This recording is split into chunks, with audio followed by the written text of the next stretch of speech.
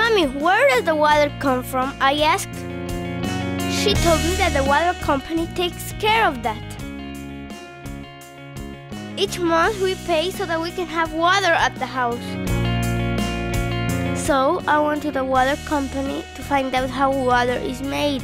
The man in charge told me that they didn't make water at the water company. But he told me that every month we pay to take care of our environment and to make sure people upstream could continue to make water for us.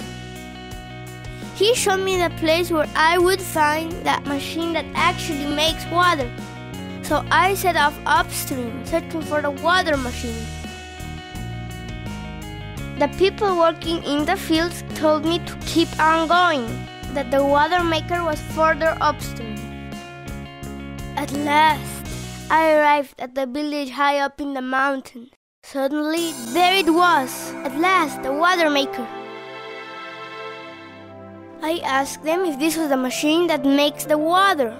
They laughed and said no, that this was a centrifuge, and it was used to remove honey from bee boxes. But what about the water? Do the bees then make the water?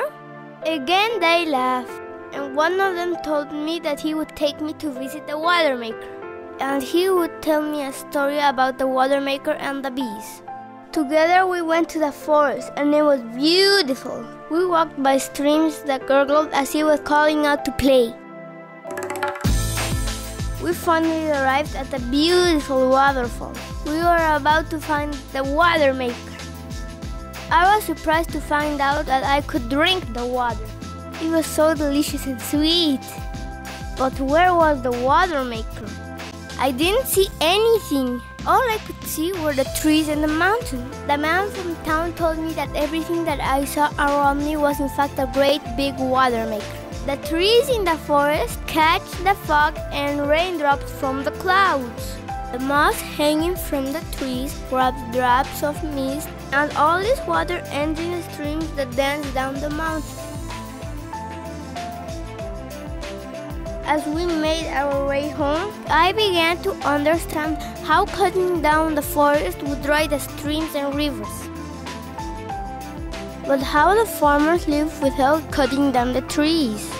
People in this small town used to cut down the forest, he said, but not anymore. So how do you live? I asked. Well, he said, we raise bees in the forest.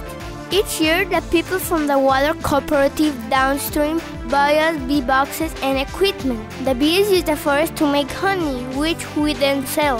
This way, we don't need to cut down the trees. Happy with this knowledge, I ran down the road, jumping over stream, eager to get back home to tell everything that I had learned. I gathered everyone around me and tell them about the importance of the forest and how the money we paid to our water company was used to make sure that the forest upstream continued to provide us all with water.